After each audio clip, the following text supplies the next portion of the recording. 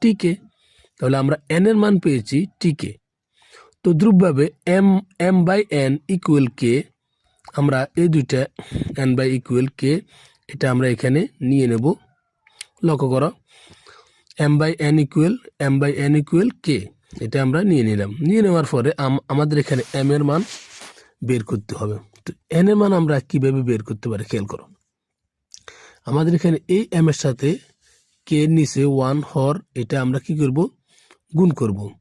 তো আমাদের এখানে গুণ করলে আমাদের এম এ কে এম, এবং এরপরে এন এবং কে এই দুইটা গুণ হবে, এন এবং কে গুণ করলে এন কে। এখন এখানে একটা জিনিস খেয়াল করো, একটু আগে আমরা খেয়াল করেছি এন ইকুয়াল টি কে, তাহলে এখানে এই যে এনটা রয়েছে, এন এর মান আমরা টি কেটা লিখব, এবং এর পাশে আরো একটি কে রয়েছে, এটা আমরা এখানে কেটে দেব। এবং খেয়াল করো এখানে আমাদের যে এমটা রয়েছে, এই এমটা কিন্তু নিচে নিচে চলে যাবে, এবং এখানে একটা টি আছে, টি ইকুয়াল টি, এবং কে কে এখানে দুইটা কে আছে, কে কে গুণ করলে কে স্কয়ার হবে। এবং এই দুইটা গেল, তাহলে আমরা কি পেয়েছি, আমরা পেয়েছি এন এর মান যেটা টি কে, আমরা পেয়েছি এম এর মান টি কে স্কয়ার।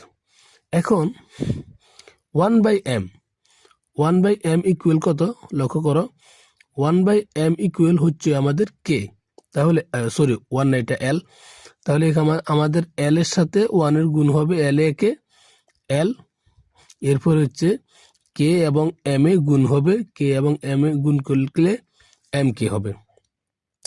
এখন আমাদের আরো একটা জিনিস খেয়াল করার দরকার, আমরা যে এম এর মান পেয়েছি এখানে, সর্বোপরি এখানে টি কে স্কয়ার পেয়েছি, তাহলে আমাদের এখানে একটা এম আছে, দ্যাট মিনস আমাদের টি কে স্কয়ারটা আমরা এখানে লিখতে পারবো।